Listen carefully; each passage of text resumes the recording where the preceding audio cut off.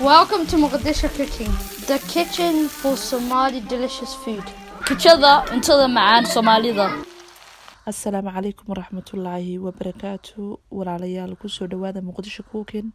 Waxaan maanta inoo sameynayaa quraac fudud ama casho hadba sidaad aad ugu doontid u isticmaal.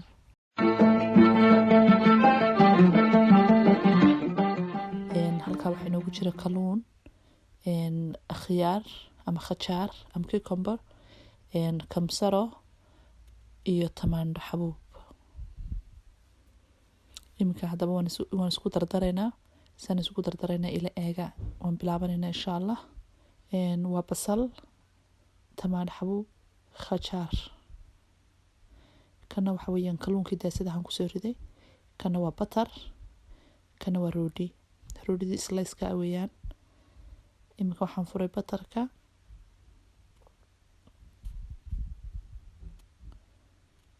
xabad roodhiya ayaa waxaan ku soo riday saxanka. waxaan ku darayaa batarkii. quraacdan qof walba samaysan karaa oo si fudud samaysan karaa. tamaandhadii ayaan saaray, basashii ayaan ku daray, waxaan ku daray khajaarkii. iminkan waxaan ku daray kalluunkii. sababtaan kalluunka dusha uga darayna waxay tahay hoosta batar baan ka mariyay, khudradii baan u dhigay, kabacdi kalluunkan dusha ka saaray. waxaan is leeyahay yacni roodhida sare say isugu dhigaan because cheese kuma darayo. cheese-ka maxaa la yiraahdaa ayaan diidanahay faadkiisa. roodhidii ayaan iminka ku daboolay.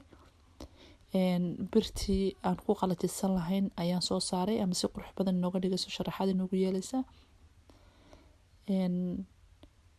waxaan sugaynaa adiga 3 minute 4 minute ayaan malaynayaa.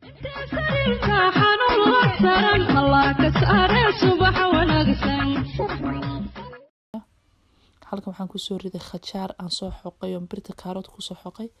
alaabtan yar ayaan ku dardarayaa. waa sactar, toon, filfil, kamsaro iyo maqdoonis. intaasaan isku darayaa. ila daawo sidaan isku dardarayo. iminka waxaan ku daray yoogad kaas iyo isagaan isku walaaqayaa. khal ayaan iminka ku daray. khalka cas ayaan ku daray oo wuxuu yahay tufaaxa. milix yar baan iminka ku darayaa ma cusbo. iminka waxaan isku walaaqayaa intii aniga halkaas saxankaas aan kusoo diyaariyey. madibada siir ayaan kusoo diyaariyey. wartiyay maguura taariikh la soo maray sheeka macnayse xamar waa madafaan waana lagama maarmaan malkii dalkeen iyo kartidii midnimadan labadaba ku miisno marsadiyo badeediyo hawdka isku muuqdo xamar waa madafaan. maadaama aan quraacdii diyaarsanay iminkana waxaan ku xojisanaynaa sharaabkaas wuxuu ka kooban yahay cambe aan soo jarjaray, maxaa la yidhaha kaarood iyo baytaraaf ama batrool, qof walba sida uu u fahmayo ayaan isku darsanaynaa. intaasaan markaa kabacdi aan ku quraacanaynaa. chia seed ayaa halkaa inoogu jira iyo tufaax iyo salamun.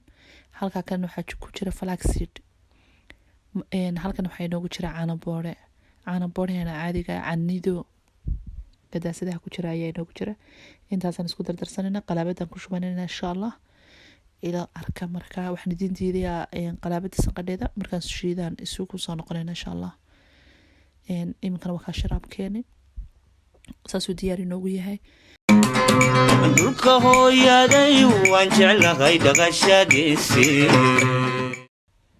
iminka wataa inoo soo baxday maxaa la yidhahdaa roodhideeni oo si qurux badan u soo baxday. iminka waynu diyaarsanayna insha Allah. halkaa madibada waxay inoogu jirtaa alaabtii aan soo samaysanay. halkan waa qudrad yar oo aynu dusha ka saaranayno. waxay ka kooban tahay basbaas akhtar, barbarooni wuxuu ka kooban yahay 3 nooca iyo khajaar.